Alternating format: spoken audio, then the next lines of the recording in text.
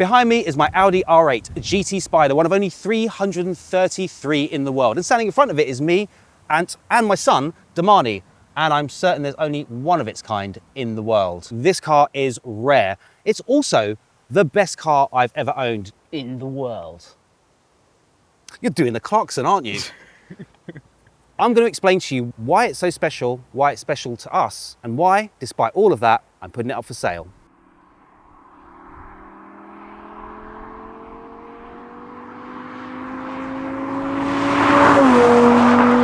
Honestly, this car is the best car I've ever owned, even when you stack it up against all my other cars, including the Lamborghini Gallardo, the 370Z Nismo, and the RX-8. And I'm sure you'd agree. Absolutely not.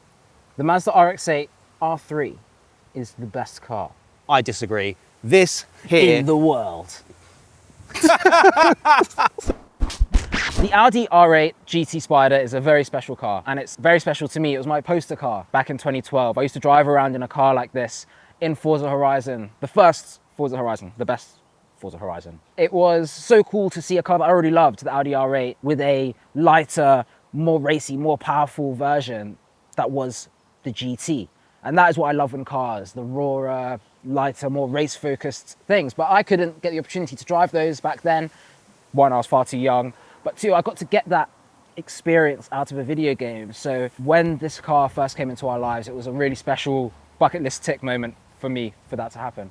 Now, this wasn't actually a poster car for me. In fact, I hadn't even heard of it. It was actually one day we were window shopping on Auto Trader, trying to find a daily for me, as it happens. Didn't find anything I liked, and you know how it goes. The budget starts going up and up and up, and we just started looking just for fun. And then Damani showed me this, and as soon as I saw it, I fell in love. Now, I was never a huge fan of the R8s in terms of their shape and their design. I don't know, it was something about it that wasn't quite for me. The ones that I did like the most were the Spyders. And of course, I have a thing for white cars, if you didn't know already. When I saw this, I was like, yeah, that is cool. But he said, no, Dad, don't you know what this is? It's an R8 GT Spyder. So I was like, okay, let's find out more. So I looked up the details, and when I learned how special this car was, I had to go and check it out.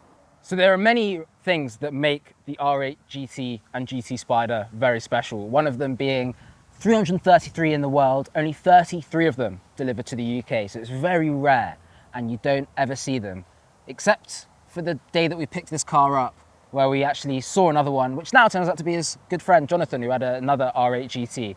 That was a very odd coincidence, but you never see these around. It's lighter, more powerful. There's carbon fiber everywhere. A lot of panels that are painted are even carbon fiber. The wheels are different. These wheels may look familiar because they came an option on normal R8s afterwards with the facelift version, but they were presented on this car.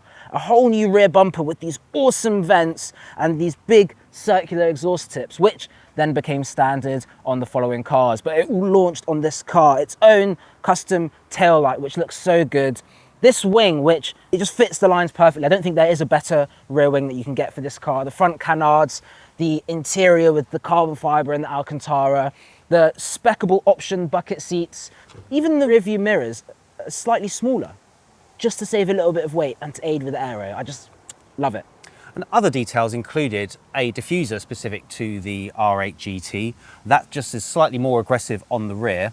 And as you roll forward, the brake calipers are actually anodized rather than painted to save a little bit of weight. You might have also noticed the carbon fiber windscreen surround on this particular car, which was an option that you could spec on these, and it was the only version of the first gens that you could spec a carbon fiber windscreen surround on. And in fact, there's a whole story about that that's coming out over on the Sports and Touring channel. Now in a moment, we're going to take the car on the road to talk to you about the GT's unique driving dynamics and why this is the best car I've ever owned. And despite that, why I'm actually selling it. But there's a few things I should mention before we do, such as the official Audi extended warranty that I've had on this car since I've bought it. It's replaced the aircon compressor and oil return line, fuel filler release mechanism, rear springs and dampers, and the engine cover release mechanism, well over £10,000, maybe even £15,000 worth of work. Now the warranty isn't transferable, but the fees for me were around £1,800 for my first year, then around £900 to £1,000 a year thereafter. And cars remain eligible for up to 100,000 miles, currently with no age limit. And in addition to that maintenance, if you've seen JayEmm on Cars video on what happened with a certain supercar storage company I once used, you'll know that this storage company was found by an independent expert to have damaged my clutch and flywheel, which resulted in those both being replaced at around 20,000 miles, at the storage company's insurer's expense, of course. Now, with all that maintenance information out of the way, I believe my car is possibly the highest spec R8 GT Spyder in the UK. In addition to the GT bucket seats, carbon windscreen surround already mentioned, the additional spec options on this car include the illuminated carbon kick plates, interior carbon inlays, which is a substantial amount more carbon on the door, center console and console sides. This car also comes with aftermarket Alcantara on the center console with a bespoke armrest cushion tailored to the cup holder. And I'll be supplying this hardback launch book with facts, figures and original option prices to the lucky buyer. So all those visible details on the car are cool, but it's the details you can't see that I think make the R8 GT Spyder more interesting. Now, the Audi R8 is renowned for being the daily drivable supercar. However, in this case, Audi said no. They took that idea, they threw it out the window and said, let's start again. It does not drive like a typical R8. And I think that's what makes this car so special, is the way it drives.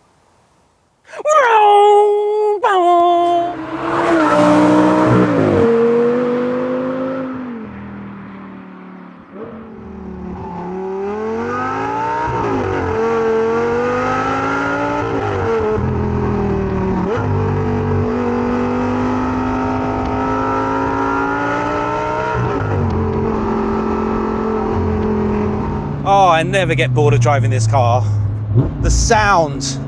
And of course, this car has an aftermarket exhaust on it. It has the Miltech race exhaust. It is not valved. However, when you're at low RPMs, it's actually all right. I think for most people, this is about the perfect volume for when you're just cruising slowly. But when you are opening it up, it sounds incredible. And the amount of times we've gone back and forth, doubling back to do multiple tunnel runs in this car with the roof down has been, well, there's been some epic moments, haven't they? Oh yeah.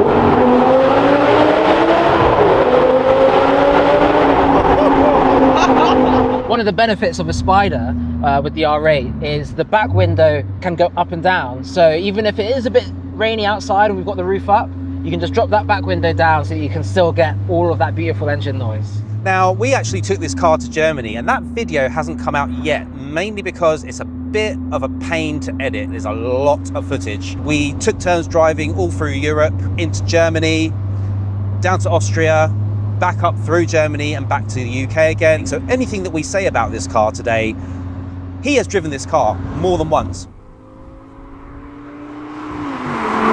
So with the GT, there were quite a few things that were done that influenced the change in the driving dynamic. One of them is different suspension. This has coilovers. Because you lose a lot of the rigidity from the lack of roof, they added a lot of chassis stiffening. Most of that is actually through the central tunnel. That has been stiffened quite considerably. Which means that this car also has a lower center of gravity.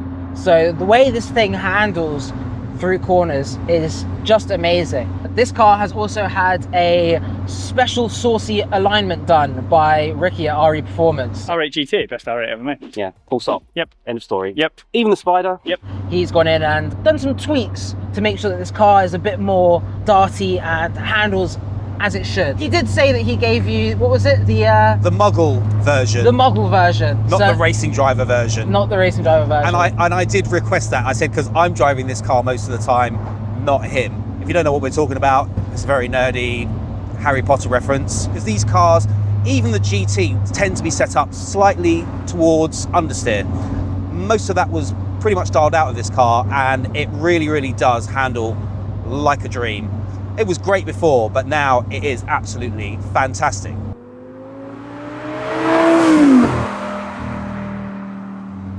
You know, overall, you do feel the differences between this and a standard Spyder. And in fact, weight-wise, this is about the same weight as the standard coupe. The coupe GT is another 100 kilos lighter than this again.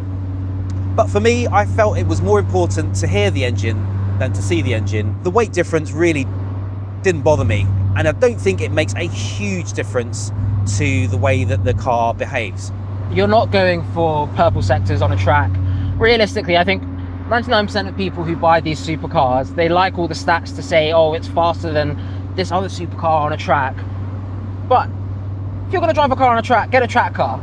Like, this is a car that you want to have an absolute blast in on the roads, take it to the odd track day, still have fun, and just feel like an absolute boss while driving it. And I think that's what this car does. But let's finish off some of the details about what's going on under the skin. Now, one of the things that you didn't mention about the suspension is that they are height adjustable coilovers from Bilstein, tuned specifically for the GT. That means that if you want to take it on the track, you can lower the suspension. If you want to operate it mostly on the road, you can raise it slightly. I've got mine set at a sensible height for the road. He would always have it slammed to the ground, but that's just not my style. I'm too old for that. The other thing that we haven't mentioned is the fact that this has cutouts in the chassis. So not only did they stiffen it, they also cut a lot of material out of the chassis in order to reduce the weight. All in, the weight reduction on the Spyder was around 85 kilos. And the thing that helped with that as well are these seats. And these seats, well, let's just face it, they are not designed for comfort. They are designed for feel. Honestly, on a long drive, they are a bit of a pain. It is not designed to be a GT cruiser. This is designed to be a dynamic driving experience. And once you do get to your destination, where those special roads that you want to experience happen to be, honestly, it makes these seats worthwhile. Just every minute of moderate discomfort that you've had to experience becomes completely worth it as soon as you start going through some bends.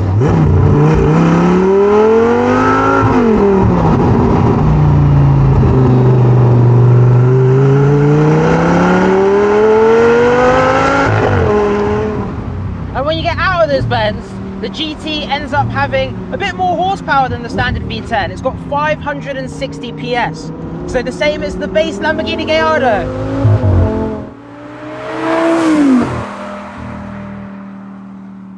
Now, it would take an entire video to explain all of the differences in this car because there's around 300 differences, and I'm going to leave a link in the description where I went through a lot of those in detail in another video. But for today, I think the next question really to answer is, first of all, how is it my best car that I've ever owned? And secondly, why on earth would I want to sell it? Second best car, RX-8 is better. I'm sure the mic picked it up.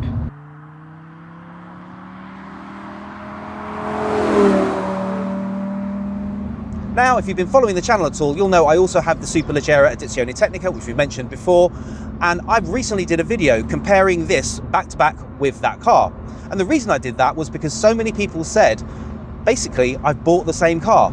Now, if you want the details as to why this car is so different to the Gallardo Superleggera, make sure you check out the video that he made on Sports and Touring that really goes into the details as to why both cars handle completely differently. But one of the key things that you said in that video was, this is actually the better car. Yeah, I'm afraid to say that it is. You feel way more confident on corner entry, mid-corner, exits. It's a lot more stable. You can get more speed out of the car in the corners when you're a regular driver and not a racing driver like you are. And can I just make something very clear as well? There's a very big difference between the best car and one's favorite car. Now, out of the 4 cars that you currently own, the clear favorite is? Well, it's got to be the 370Z Nismo, and part of that is because of all sorts of historical reasons, and partly because I put a lot into that car to make it what it is today. Now, that car's been away off the channel for a while because it's having some work done to increase the power of the engine, and let's just say there were some delays in some of the parts, but we will be making a video about that very, very soon. Now, I've owned this car for 5 years now, and the Lamborghini I've owned for less than a year, so it's still in its honeymoon period. So I couldn't possibly think of getting rid of that. But given that my plan was to keep both, why would I even think about selling any of them? Well, it's because of YouTube. As I've been making more content, the feedback I've been getting from you has really inspired me. And I'm most surprised when people I've never met come up to me or send a direct message and say that they've been informed or entertained, or that we kept them company on a long drive via the podcast, or that they are touched by the relationship my son and I share, or the friendship between me, James, and more recently Will, or that you've enjoyed the editing and production that goes into the videos, either here or on Sports and Touring. This makes me want to give you more, and to do that, I have to make a choice.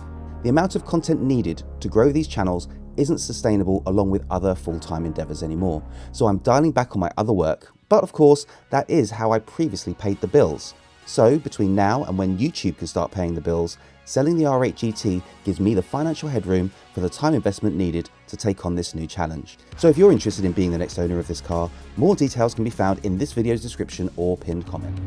It will be sad to see this car go as your first supercar I ever drove. A lot of memories, but this car's been around for nearly 5 years now. There you have it. Whilst this is arguably the best car I've ever owned, it is the right car for me to let go of if I want to create the space and the headroom financially to be able to really invest in YouTube and take it just as seriously as I would any other business. The cash from this car will allow me to continue looking at another car for a much lower budget, and of course we have Ant's first classic series.